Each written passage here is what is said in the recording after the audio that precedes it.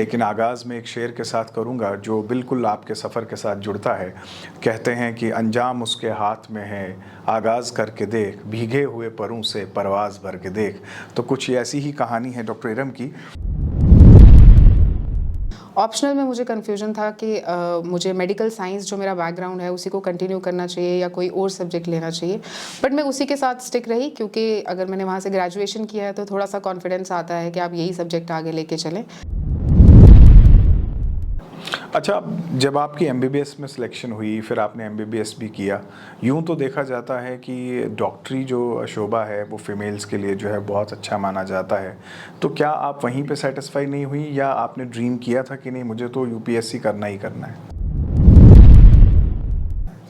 नहीं, मैं ऐसा तो नहीं बोलूँगी कि मेरा पहले से ही ड्रीम था यूपीएससी। एक्चुअल में इस एग्ज़ाम के बारे में मुझे इतना पता भी नहीं था। मुझे सिर्फ पता था कि स्टेट पीएससी होता है और बट यूपीएससी के बारे में मुझे लास्ट फाइनल ईयर तक मुझे कुछ आइडिया नहीं था। बहुत सारी चीज़ें जो है उसमें डिसाइड फैक्टर्स होते हैं, जैसे आप किन किताबों से पढ़ते हैं, आपके पास कौन से नोट्स हैं। आजकल तो ट्रेंड ये हो गया है कि यूट्यूब पे भी बहुत सारा मटेरियल जो है वो अवेलेबल है। तो आपका पढ़ने का अंदाज कैसा रहा?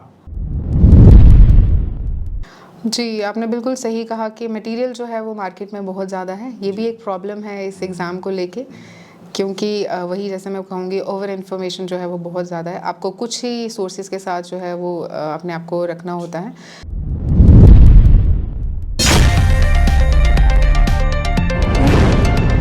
न्यूज़ नाउ देखने वाले सभी दर्शकों का स्वागत है। आप देख रहे हैं स्पॉटलाइट और मैं हूं फ़हीम। स्पॉटलाइट में आज हम बात करेंगे डॉक्टर इरम चौधरी से।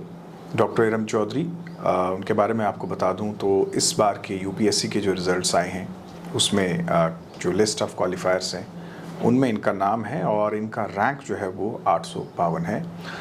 डॉक्टर इरम चौधरी जो हैं वो दरहाल रजौरी से हैं। डॉक्टर साहिबा, प्रोग्राम में आपका स्वागत है। Thank you so much sir.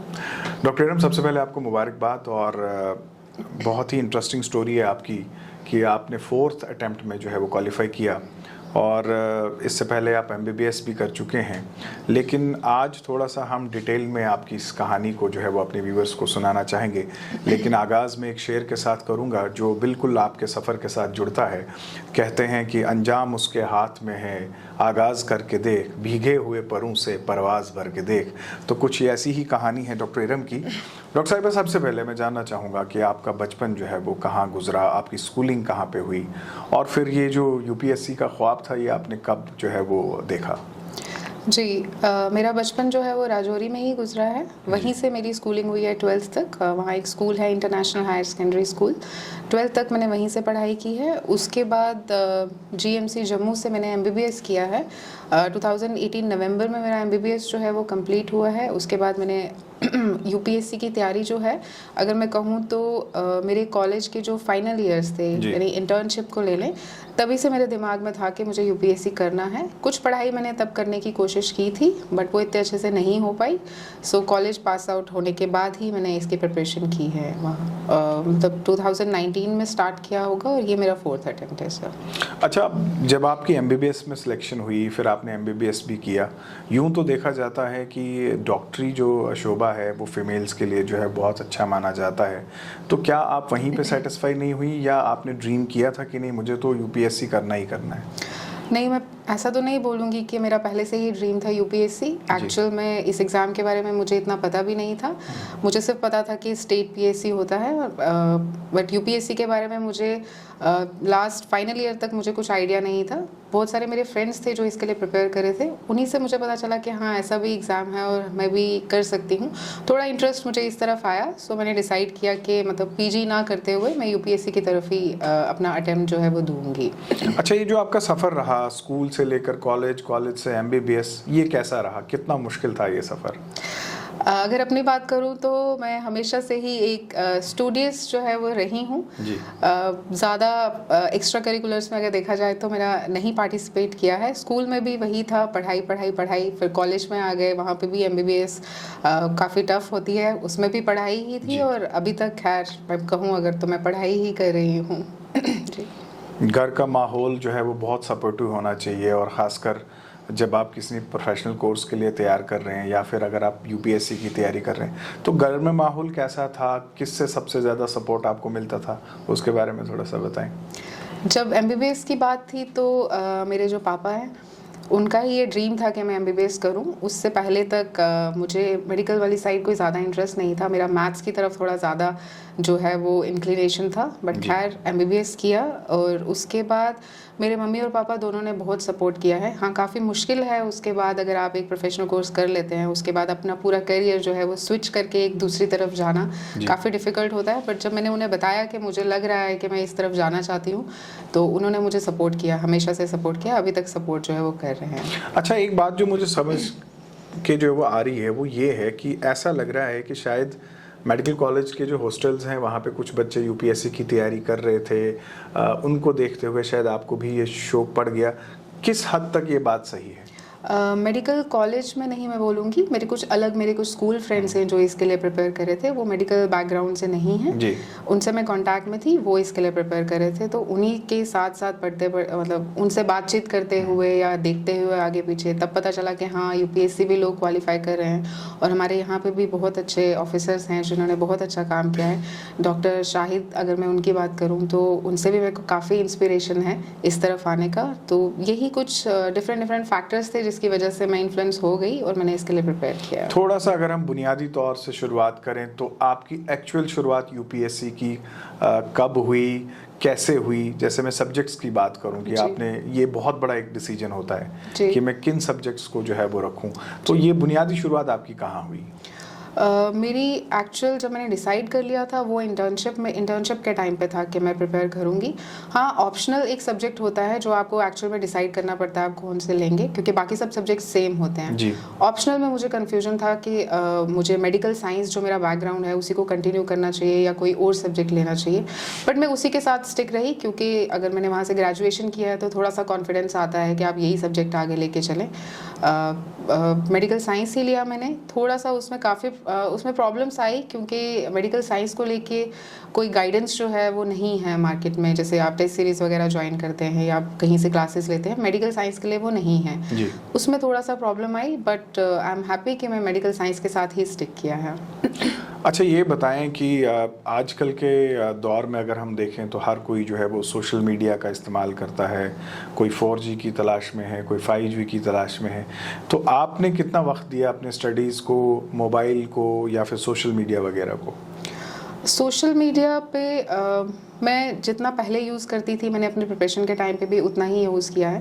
पहले भी मैं बहुत ज़्यादा एक्टिव नहीं थी सोशल मीडिया पे और प्रिपरेशन के टाइम पे भी ज़्यादा नहीं हूँ, बट ऐसा नहीं था कि मैंने बिल्कुल कट ऑफ कर लिया था, वो साइड बाय साइड जो है चल रहा था। और मैं सजेस्ट भी यही करूँगी कि आप कुछ आपकी लाइफ में ऐसा होना चाहिए जो इस प्रिपरेशन के से थोड़ा सा डिफरेंट हो, सो दैट आपको थोड़ा चेंज मिले, आपका माइंड जो है वो थोड़ा रिफ्रेश हो जी। अच्छा, आपका पढ़ने का स्टाइल क्या रहा? आप कितनी देर पढ़ते थे और किस तरह से पढ़ते थे? बहुत सारी चीज़ें जो हैं उसमें डिसाइड फैक्टर्स होते हैं, जैसे आप किन किताबों से पढ़ते हैं, आपके पास कौन से नोट्स हैं। आजकल तो ट्रेंड ये हो गया है कि यूट्यूब पे भी बहुत सारा मटेरियल जो है वो अवेलेबल है, तो आपका पढ़ने का अंदाज़ कैसा रहा? जी, आपने बिल्कुल सही कहा कि मटेरियल जो है वो मार्केट में बहुत ज़्यादा है। ये भी एक प्रॉब्लम है इस एग्ज़ाम को लेके, क्योंकि वही जैसे मैं कहूँगी ओवर इन्फॉर्मेशन जो है वो बहुत ज़्यादा है। आपको कुछ ही सोर्सेज के साथ जो है वो अपने आप को रखना होता है। और मेरा अगर मैं बताऊँ तो 8 घंटे मैं कहूँ ये मैक्सिमम। मैं कोशिश करती थी कि मैं इतना कर सकूं, बट मैं ये नहीं कहूँगी कि मैं हर दिन इतना पढ़ती थी, वो पॉसिबल नहीं हो पाता है, बट मैं कोशिश करती थी। और इससे ज़्यादा मैंने कभी नहीं पढ़ा होगा 8 घंटे। हाँ, एग्ज़ाम्स के टाइम पे कभी कभी जो है ये टाइम स्ट्रेच हो जाता था, बट इससे ज़्यादा नहीं पढ़ा है और कभी कभी कंसिस्टेंसी भी नहीं हो पाती थी। और रही बुक्स की बात, तो बुक्स कुछ स्टैंडर्ड हैं, जैसे कुछ NCERTs हैं और कुछ और स्टैंडर्ड बुक्स हैं हर सब्जेक्ट को लेके, उन्हीं के साथ मैंने अपने आप को रखा। अब लास्ट में जो ये वाला मेरा अटैम्प्ट था उसमें एक जो चेंज जो था वो यही था कि मैंने डिसाइड किया कि मैं ये सोर्सेज जो है उन्हीं को जो देखूंगी और उन्हीं को बार बार रिवाइज किया, तो तभी जाके इस अटेम्प्ट में मुझे जो है सक्सेस मिली है। अच्छा, किसी गाइड का होना, कोचिंग वगैरह, ये सब कितने इम्पोर्टेंट रहते हैं? किसी गाइड का होना मैं कहूँगी बहुत इंपॉर्टेंट है। वो कोचिंग हो या कोचिंग ना हो, आपका कोई फ्रेंड या आपका कोई सीनियर जो है वो भी हो सकता है।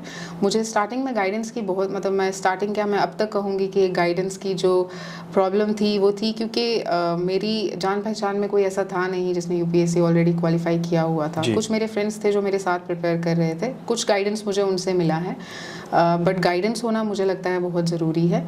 कोचिंग को मैंने खुद कोचिंग जो है वो नहीं ली है।